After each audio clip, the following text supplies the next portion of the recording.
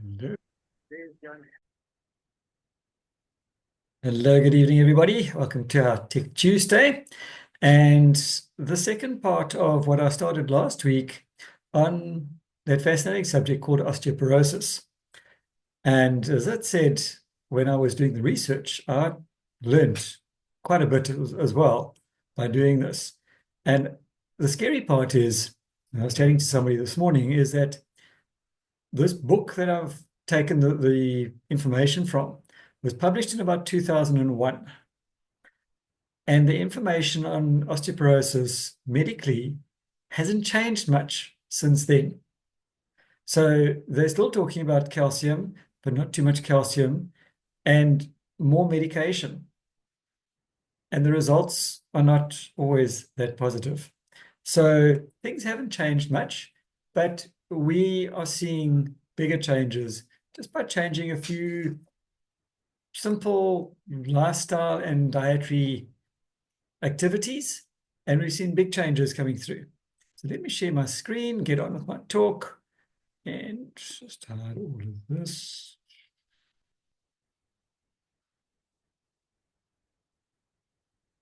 Okay.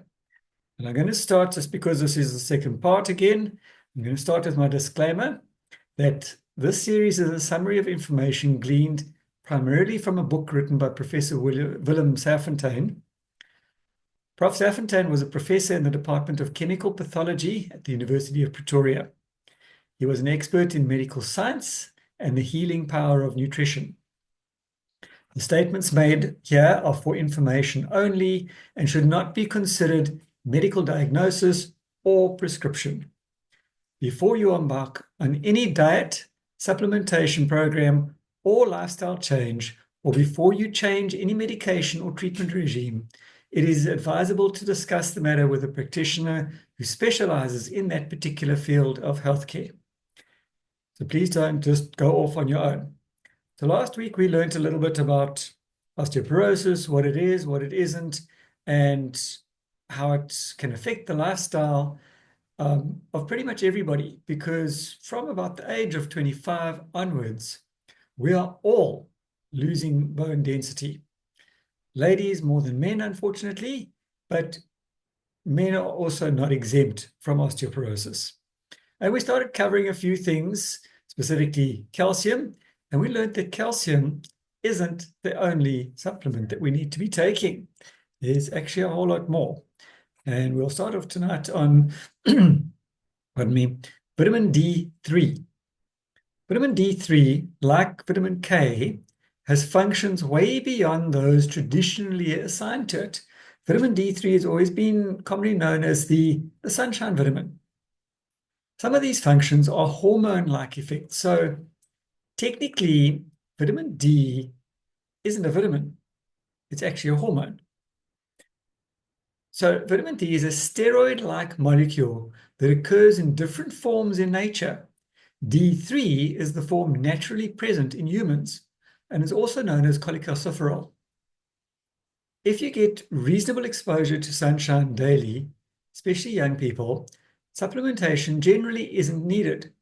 But the elderly do need to supplement for optimal health, mostly because we don't spend as much time outside as young people do. Human studies have shown that vitamin D3 plus calcium improved bone density, while calcium alone didn't. Studies show that the vitamin's hormone-like action directs calcium and presumably other minerals to the bone and suppress parathyroid action, thus suppressing demineralization of bone. The results suggest that in future, osteoporosis patients should consider supplementation with higher than usual doses of vitamin D3 against background intake of calcium. So while calcium is a key player, it's not the only player. And for calcium to be able to do its work, we need a whole lot of other things around to allow the body to absorb that calcium and therefore become functional. So what are the other minerals? In order to use calcium in the process of bone building, The body needs adequate quantities of at least 7 minerals, namely zinc, boron, silicon, copper, fluoride, manganese, and phosphorus, and vitamin D3, in addition to magnesium and vitamin K. So we've got this whole, almost like an alphabet soup that we need to be having. Zinc deficiency causes a reduction in osteoblast activity along with impaired collagen formation. And your osteoblasts are your bone cells. Collagen forms part of the matrix onto which minerals such as calcium and magnesium are precipitated in the process of bone formation. And last week I spoke about that old thing when you were at school and you were in chemistry class and they taught you how to make crystals, and you would hang this piece of string or stick or something in a particular solution and you would see crystals form on there. And bone is pretty much the same thing. So you need this base and you've got a matrix. Think of a beam climbing up a fence. You create the fence and you've got the little strings attached and you train the beams to grow up on that matrix to then cover it, even like ivy on a wall. Same sort of thing is how your collagen forms part of the matrix onto which the minerals, such as calcium and magnesium, are precipitated in the process, and that way is how your bone is formed. Copper deficiency prevents cross-linking and therefore mechanical strength in the matrix proteins collagen and elastin. Because remember, bones are not, they're hard objects, but they're actually quite flexible. So you think of a relatively young tree. You can shake it and it moves. You can, in fact, you can even bend it before it breaks. If you bend it sharply, it will snap in what we call a green stick fracture. But if it's an older, dried stick and you bend it, it's going to snap. And our bones work very much the same way. Manganese deficiency suppresses biosynthesis of the matrix mucopolysaccharides, which serve as structural support in the body, as well as acting as bone-building catalysts in the maintenance and building of the organic bone matrix. Big words over there, don't stress too much about what it means, but basically you're needing the manganese to help to bring everything else together to form healthy bone. Many years of clinical trials have shown that the trace mineral boron is essential for healthy bones and joints. Remember, in nature, you will never find a single thing on its own. So you'll never find just calcium or just zinc or just boron. You'll find trace elements. So you'll find a main ingredient and a whole lot of trace elements together with it. Boron regulates the estrogen and the testosterone metabolism and reduces excretion of calcium and magnesium. In response to boron, bone loss is suppressed and estrogen and testosterone levels rise in perimenopausal women when magnesium levels are low. So when you think of bone, think of making some chocolate chip biscuits or cookies, as we'd say in the overseas. You've got a bit of sugar and you've got a bit of butter and you've got a bit of flour and you've got a bit of chocolate chip and you've got a bit of this and a bit of that and a bit of something else. And you can probably leave out one ingredient. If you think about it, you put all of that together and you leave out the milk. What happens? You've got all this flour or all this mix, but it's not going to make a cookie. Or you leave out the eggs. It's not going to make a cookie. If you leave out the vanilla flavoring, it's going to taste different. And this is very much how our bodies work, specifically bone and pretty much everything else in the body, to be quite honest. If you're missing something, you're not going to turn out tasting quite the same as what you should do. So you need all the ingredients to have a healthy body. and healthy bone. So boron thus prevents excessive urinary excretion of calcium and magnesium. Even though it's a trace mineral, plays a big role. Giving a calcium-only supplement, therefore, won't help to either prevent or treat osteoporosis. So now we're going to talk about bone density and vitamin C. Where does this whole lot come in? The organic matrix in bone, which largely consists of collagen and elastin, meaning elastic, fibers, is the structural framework that holds the minerals together. Think of a big warehouse. You've got this wide open space, but before they can build this, they need a good foundation, and then they put up poles before they put up the cladding around the poles. If you don't have the poles, the cladding isn't going to stand up, and that whole warehouse is going to collapse. So you need the good foundation, and you need strategic poles in the right place to allow the rest of the building to be put around it. And this is how the organic matrix in bone works. The overall process of collagen synthesis comprises several steps, and vitamin C is involved in every single one of them. This explains so much about human vitamin C requirements that is seldom appreciated. We know vitamin C, it's one of the big main vitamins that people talk about. And people know, oh, if you've got a cold or a flu, you should take vitamin C. Well, that could be a bit of a myth, actually. Vitamin C is good for a whole lot of other things as well.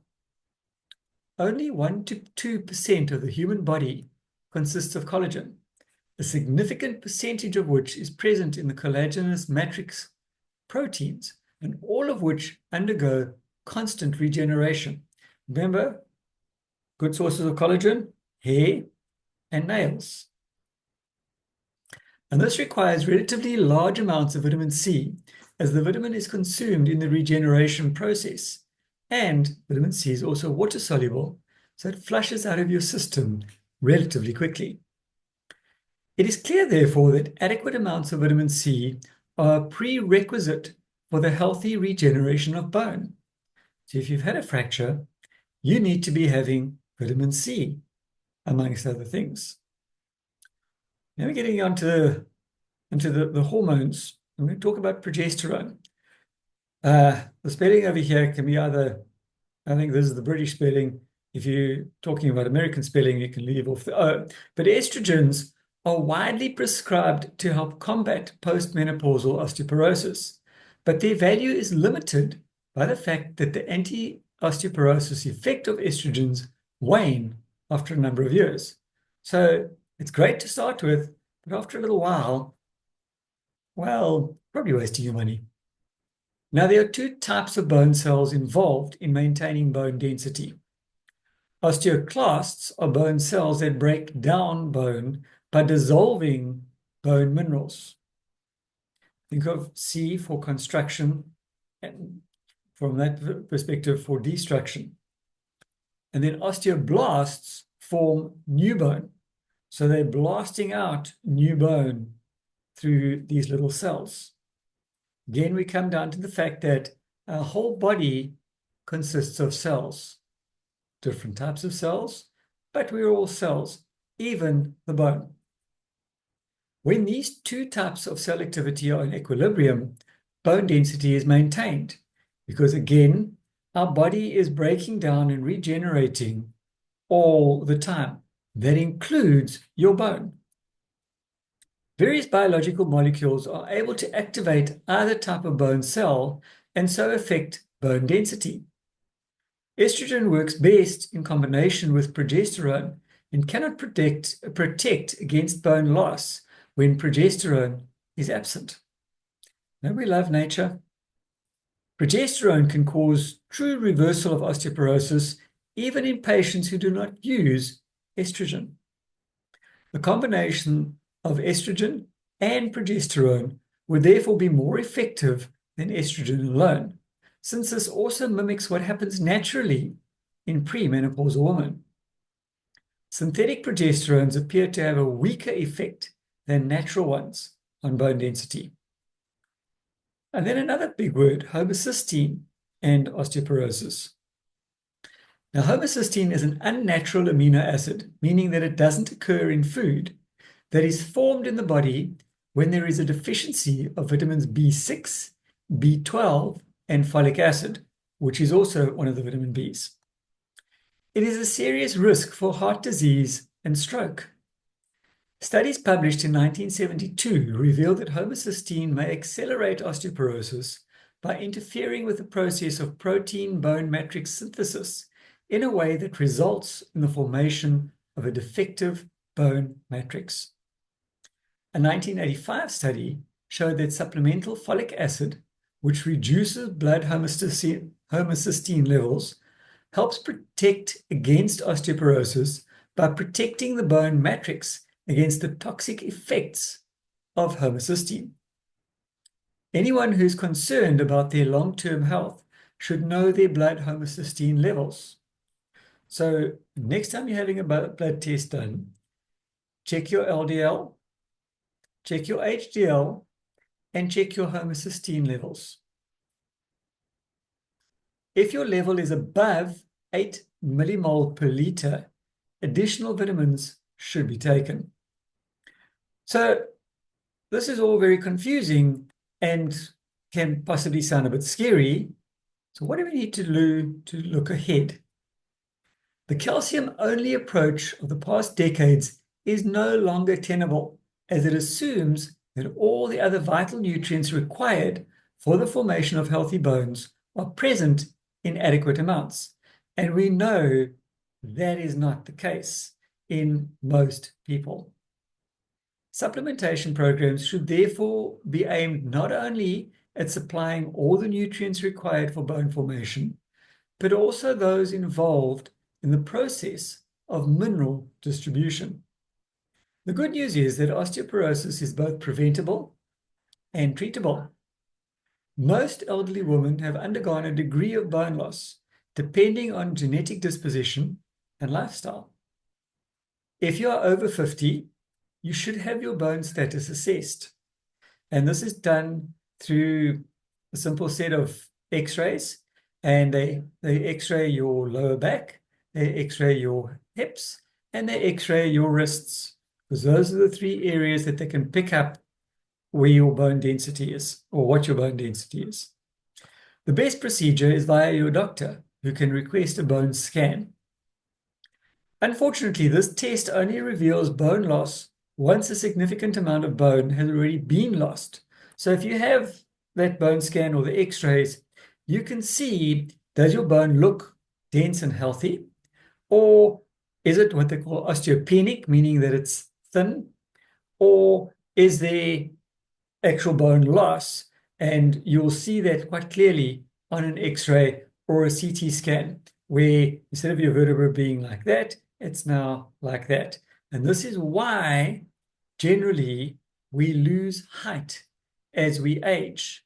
So when you are a young teenager and you finished growing, usually at about somewhere between 16 to 18 years of age, and you measure, say, 5'8" or 1.9 meters, for want of any better terminology, and then you check your height again when you're in your 60s and 70s, you will find that you're now probably sitting at around 5'6" or about 1.8 meters. You will have lost height. And this is why older people are also lighter than younger people, because they've lost bone density. A bone density test will show how much bone has actually been lost. So what are some of the signs that we can look for? Remember, we need to learn to listen to our bodies. Remember Jim McAfee's book? Dr. Jim McAfee, the clinical nutritionist, wrote a book called Your Body's Sign Language, or Sign Languages. And we need to learn to listen to those signs. So some of the signs of bone loss: if you have more than 3 of the following signs, you need a full evaluation of your bone mineral status. Are you taking notes? Leg cramps, which is also an indication of a possible magnesium deficiency. Heavy plaque formation on your teeth. Receding gum lines. Tendency towards kidney stones indicates accelerated mobilization of minerals from the bones. Loose teeth. Osteoarthritic changes in joints with pain and tenderness. So if you know when the weather is going to be changing, that is generally arthritis. Back pain, which may appear suddenly, usually lower back. And I've seen cases of people who have sneezed hard and they've broken their lower back. Or they stumbled down a step and they developed an impacted fracture in their lower back, or even a coughing spell. And fractures that form easily. I talk about these little kids of 6, 7 years old who their friends push them off the tractor tire in the play yard and they break a bone. Not a green stick fracture, not what we call a buckle fracture, but they actually break a bone. In my opinion, that shouldn't be happening. If you're falling out of a tree or above a height of, say, 1 to 1.5 meters and you break a bone, or I can fully understand that. But just falling very close to the ground, you shouldn't be breaking that easily. Round shoulders is another sign of bone loss. A prominent abdomen, not just putting on weight. Your neck is inclined forward, it's doing this. Now, probably a lot of people do have that sign these days because they're spending a lot of time in front of a computer or on their phones or on their pads or whatever. So you will have a neck that's going forward, but that isn't the only thing that it could mean. And then a loss of height, what I've already explained over there. And then occasional leg pain, usually up around the hip area. So what are some of the risk factors for osteoporosis? Women, unfortunately, you can't change that one, are more at risk than men because of their hormonal patterns. But by the age of 65 to 70, men and women lose bone at the same rate. At this stage, women have already lost more bone than men and are therefore still at greater risk. Another one is a history of osteoporosis in the family. Sorry, you can't change your genes. Smoking increases your risk dramatically. That you can change and control. Alcohol stimulates osteoclasts, which are your bone-breaking cells, and therefore increases bone loss. Alcohol also promotes excretion of magnesium, which is much needed for healthy bones. Some prescription drugs, such as cortisone, thyroid hormones, anticoagulants, and antacids, have a particularly strong negative effect on osteoporosis. Use these drugs only when it is really necessary and then for the shortest time possible. Please always discuss this with your treating doctor first. And unfortunately, this is where it becomes a little bit of one of those catch-22 situations. Obviously, you need the medication for certain medical conditions, but is it worth it if you're going to develop osteoporosis and repeated fractures?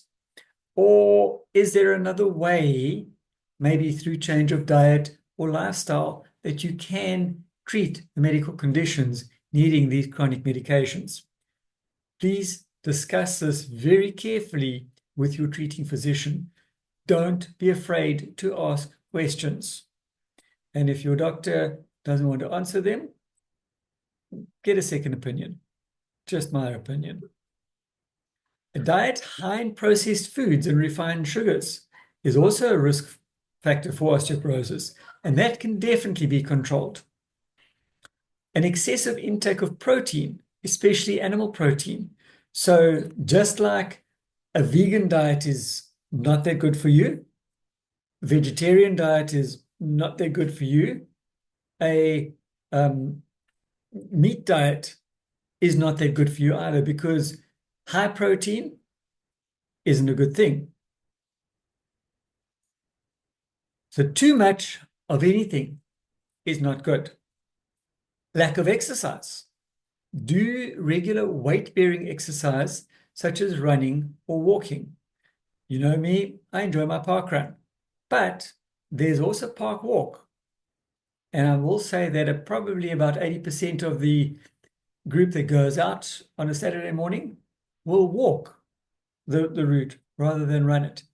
And an interesting thing that I've seen just recently is that in the UK, the NHS doctors are being actively encouraged to prescribe parkrun to their patients.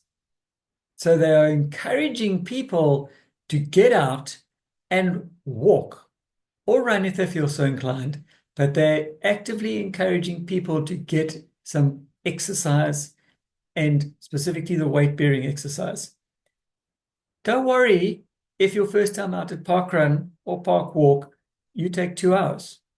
It's really no big deal, because you're going to improve on that time every week. And don't do it once and never do it again.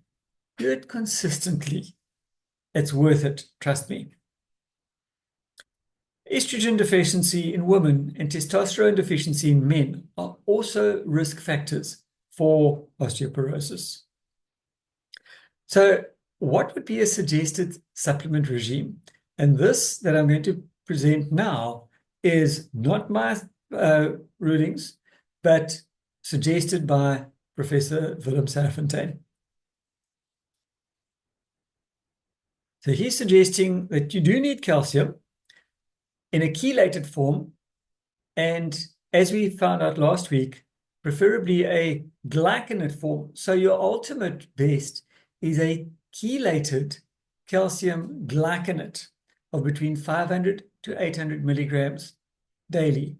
And I'm going to suggest you take this at night for optimum absorption. You'll also get a good sleep. Magnesium also needs to be chelated and between 400 to 500 milligrams daily. Now, I can tell you what I personally do is at night, I have 2 of our CalMag tablets, which is calcium and magnesium and vitamin D. And I also have an extra magnesium. And I found it to make a very, very big difference. I don't know if I am osteoporotic. I don't think I am, or if I am, very, very, very early stages or very mildly, because when I sprained my ankle in December, I had an x-ray taken, and when I looked at the bone structure, it looked pretty good. And that was confirmed by the doctor that checked it out as well. We also need boron in a chelated form of between 6 to 9 milligrams. Zinc in a chelated form of about 30 milligrams. Silicon of around 30 milligrams. Vitamin D3, otherwise known as cholecalciferol, depending on what the label says, of between 400 to 600 IU, or equivalent of 10 to 15 micrograms. Vitamin C of between 1,000 to 3,000 milligrams per day. Remember, vitamin C is water soluble, so I would not suggest taking 1,000 to 3,000 milligrams at one time. Rather spread it out throughout the day, because generally, if you're having a vitamin C that is not in a sustained release form, it's probably going to flush out of your system within 2 to 3 hours, because vitamin C has a half-life of about 30 minutes. I think it's about 30 minutes. But if you're taking a vitamin C that is a sustained release, it will last about 6 hours before you need to take more. Again, personally, what I do is I have a 500 milligram vitamin C in the morning and another one at lunchtime, because I know that I'm also getting vitamin C from other sources as well. Vitamin K you need about 150 to 200 micrograms. And remember, we get that from our leafy greens, like your kale, etc. It's suggested that you take a multivitamin, multi-mineral supplement with microminerals and vitamin B6 of at least 10 milligrams, vitamin B12 of at least 100 micrograms, and folic acid of at least 2 milligrams. Read the label of the supplements that you are taking. Estrogen supplements, specifically in postmenopausal women. Estrogens should be used in conjunction with a natural progesterone cream. Speak to your gynecologist, speak to your pharmacist to get the correct ones. Use one of the following as advised by your doctor. And these are the medications advisable. Estriol, 2 to 8 milligrams in tablets, or estriol cream as directed, and use in combination with progesterone cream. Please remember, this is not a prescription from me. Discuss this with your gynecologist and or your physician and your pharmacist. And you also need to look at taking a soy isoflavone extract to supply 100 to 150 milligrams of soy isoflavones. And that is the end of that. For those who are not taking the products that most of us are using on this particular talk live tonight, speak to somebody on this talk, because they can probably advise you of the particular products that we particularly or specifically use. Not saying that this is a prescription, but just advising. And whoever has shared this with you, they can probably help and advise as to what to look for on a label as well. And for your own good, I would suggest, if you are not getting everything you need from your diet, which majority of people are not, you probably need to supplement, but supplement carefully and correctly. Does anybody have any comments or questions before I stop this recording?